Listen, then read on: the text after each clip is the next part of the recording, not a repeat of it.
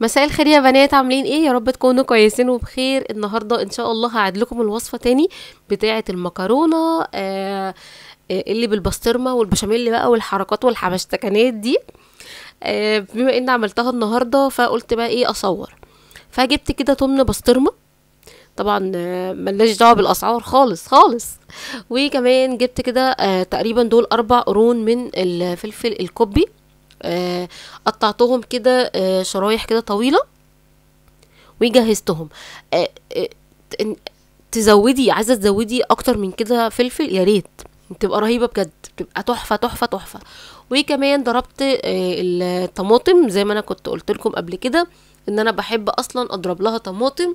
ففعلا حصل اهو، ضربت طماطم بطريقة النبضات علشان ولا منها تبقى عصير صريح ولا تبقى منها متقطعة قطع كبيرة.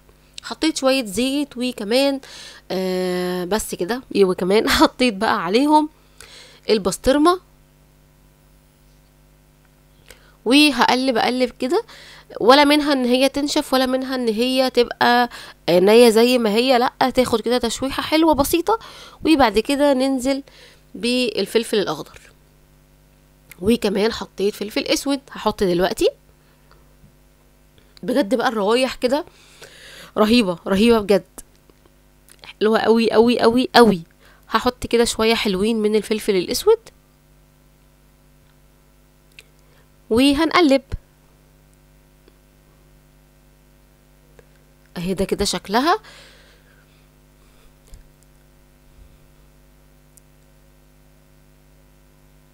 هنزل بقى دلوقتي بالطماطم، بسم الله. بصوا هي متقطعه عامله ازاي، ولا منها عصير ولا منها متقطعه كبير.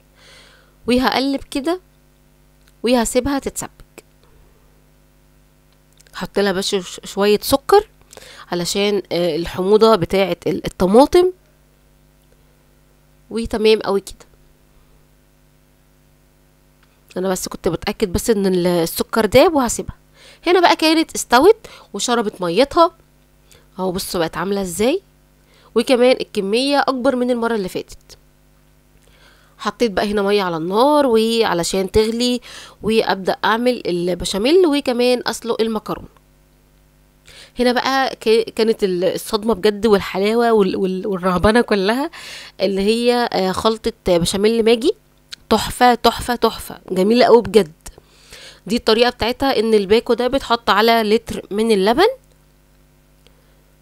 وتتحرك بقى وتسيبيها لحد لما القوام بتاعها يغلظ. لو عايزاها خفيف، البشاميل خفيف، تزودي كمان كوبايه لبن. انا هنا حطيت لبن على لبن، كيس لبن بخيره على قده بالظبط، عايرت نفس العبوه بتاعته ميه وعليها شويه من اللبن البودره. فبصوا بقى مبيضه تحفه تحفه بجد، حلوه قوي قوي قوي. وحطيت له كمان نص مكعب مرقه ماجي بتاعته علشان كله يبقى ميكس واحد، نفس الشركه وكده بقى. هسيبه بقى كده وخلاص. وهبدا بقى ايه، ان انا احط المكرونه عكس عكاس كده.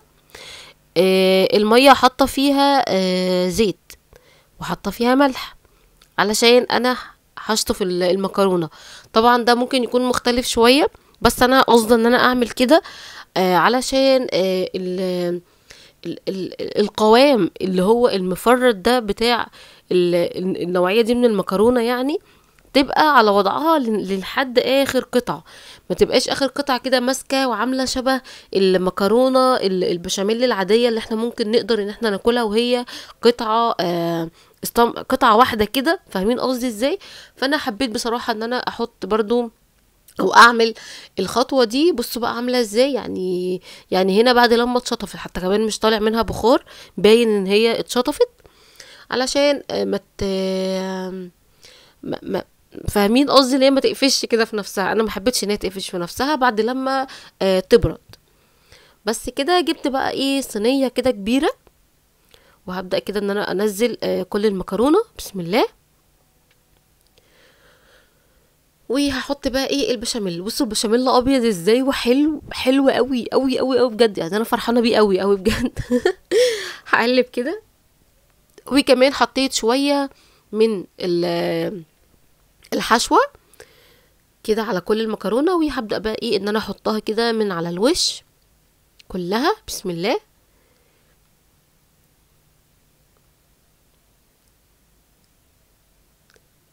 كده بقت بقى المكرونة بداخلها حشوة وكمان فوقيها حشوة، والبشاميل بقى الرهيب ده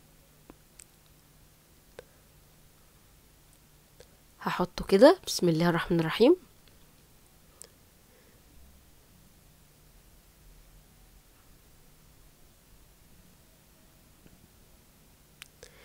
برضو نفس الخطأ. حبيت ان انا اعمل كده علشان البشاميل الزيادة ينزل لتحت.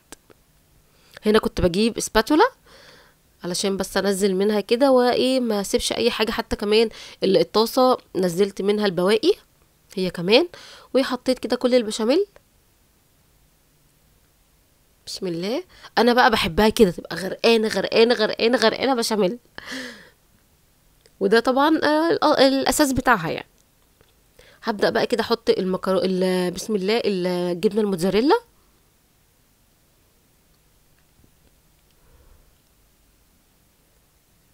خلاص بقى انا خدت على الطبيعي، مش هجيب النباتي دي تاني. واقل كميه الحمد لله يعني، ربنا بيبارك فيها. مش شرط ان احنا نجيبه كيلو ولا 2 ولا مش عارفه ايه، لا هو على قد اللي احنا هنحتاجه.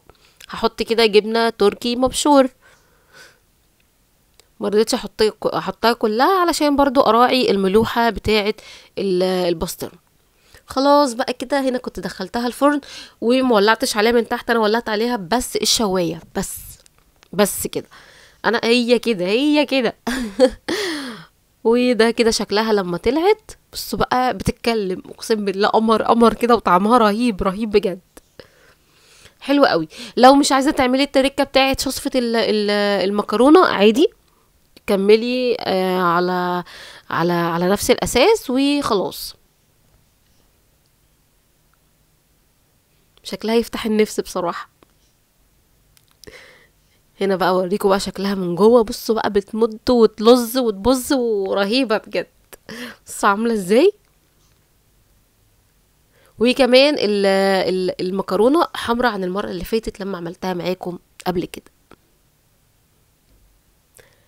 بس كده يا بنات، ده كده كان كل الفيديو. ان شاء الله تعمليها وتجربيها. وهو صينية كبيرة يعني تقدري انك تعملي كمية كبيرة منها، ولغدا لعشاء اي حاجة.